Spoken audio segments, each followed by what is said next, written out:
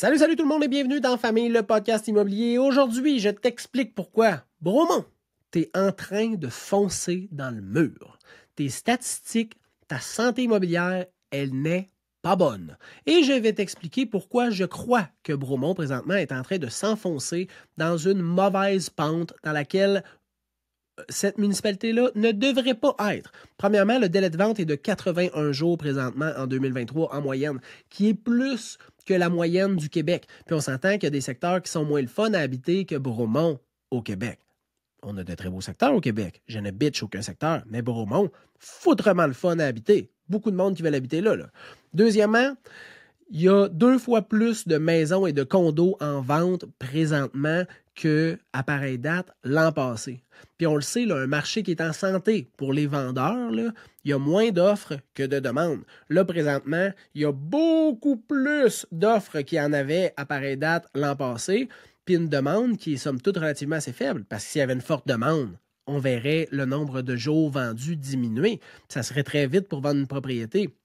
Puis ce qui ferait qu'il y aurait beaucoup de maisons sur le marché, c'est juste que tout le monde veut profiter du marché, tu sais, puis faire de l'argent. Mais là, c'est pas le cas parce qu'il y a beaucoup plus de maisons sur le marché, puis les jours, le délai de vente continue d'augmenter.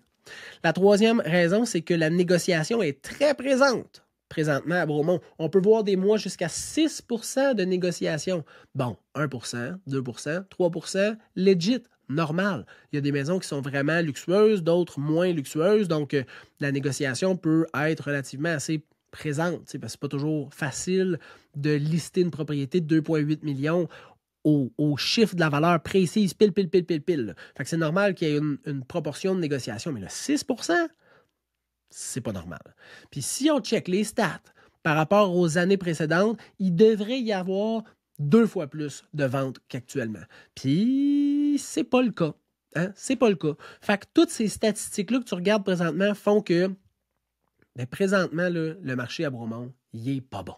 C'est pas un marché en santé.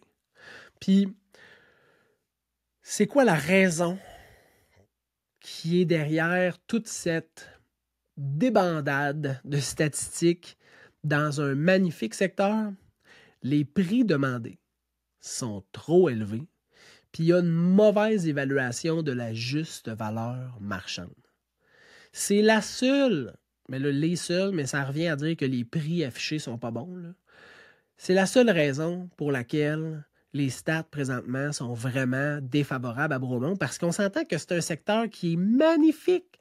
C'est un secteur qui est magnifique. C'est très touristique, là, en plus. Là, fait que ça attire du monde qui, là, ils vivent Bromont puis ils font comme « Fuck, j'ai vraiment le goût de m'acheter un pied à terre ici, un condo, on déménage-tu dans le secteur? » C'est vraiment c'est incroyable habiter ici. T'sais. Il y a beaucoup d'activités. Lacs, montagnes, pistes cyclables, name it. Là. Puis c'est bien fait. En plus, les infrastructures d'activités extérieures sont magnifiques. Je le sais. J'y vais régulièrement. T'sais. Il y a beaucoup de services aussi. C'est pas comme il n'y a pas comme une montagne, un DEP, puis rien d'autre. Là. Il y a plein de commerces de proximité dans le secteur à Bromont. Puis la qualité de vie offerte par la municipalité est simplement exceptionnelle. Exceptionnelle. Fait que c'est pas parce que l'endroit est pas bon. C'est parce que les prix demandés présentement sont trop élevés par rapport à la juste valeur marchande. Puis là, je vais mettre un bémol, là, je ne l'ai pas marqué dans mes notes, là, mais le délai de vente là, de 81 journées actuellement n'inclut même pas les propriétés qui ne sont pas vendues. Parce que ça, c'est des propriétés qui se sont vendues, ça fait une moyenne de 81 jours, mais toutes les maisons que ça fait 1 an, 9 mois, 1 an et demi qui sont sur le marché puis qui n'ont pas encore été vendues n'affectent pas le délai de vente moyen. T'imagines-tu si on calcule ces propriétés-là? Moi, je te dis que le délai de vente là, est probablement de 120, 140 jours, puis ça ne fait pas de sacrement de sens pour cette municipalité-là parce que c'est simplement exceptionnel d'habiter là-bas. Comment qu'on règle la situation à cette heure? Là, on le sait, là, ça va mal. Comment qu'on règle la situation? Bien, premièrement, tu ne peux pas espérer avoir un résultat différent en utilisant les mêmes outils. T'sais, je veux dire, si je tape sur un clou avec un tournevis, je ne peux pas m'attendre que ça rentre plus vite en réutilisant le même tournevis, mais dans une autre situation où il faut que je rentre un clou. Il faut que je prenne un marteau. Fait qu'il faut que je change mes outils. Fait que trouve-toi, si tu es dans ce secteur-là, là, un nouveau courtier. Hein? Une personne qui va apporter un vent de fraîcheur, puis qui va être capable d'avoir une vision qui est moins homogène, hein, que qu'est-ce qu'on peut voir présentement dans cette municipalité-là. Hein? Deuxième chose, change le style de mise en marché. Fait que, mettons, puis là, si tu m'écoutes souvent, si vous m'écoutez souvent, vous le savez vers où je m'en vais, une mise en marché plus interactive. Des vidéos sur les réseaux sociaux, TikTok, Instagram, Facebook, YouTube, hein, name it. Faut être présent sur les réseaux sociaux. C'est là que le monde sont. C'est là que les gens regardent. Ils sont sur le break, check TikTok. Ils sont à la maison, chill un peu, écoute un podcast. Fait qu'il faut que tu sois sur YouTube, sur TikTok, sur Instagram, sur Facebook. Fait que change le style de mise en marché. Puis une chose qui est excessivement importante, une vidéo de visite virtuelle, mon Dieu, on est en 2023, quasiment 2024.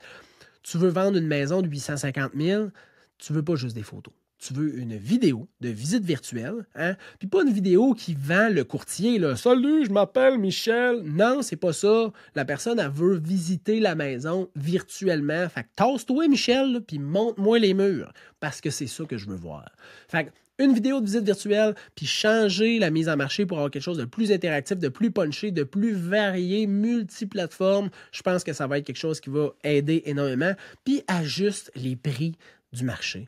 Fait que essaye pas là, d'aller taper le grand chelem, là. Statistiquement, ça marche pas. Hein? Ça marche pas. Fait que prends quelqu'un qui est capable de s'asseoir avec toi puis de regarder les comparables puis vendus. Hein? Les comparables pas vendus, c'est pas un bon comparable. Les comparables vendus puis analyser ensemble un plan de match qui fait du sens selon vos objectifs. Avec ces trois choses-là, là, hein? J'ai l'impression qu'on est capable de régler la situation d'une des municipalités les plus merveilleuses du Québec, qui est Bromont.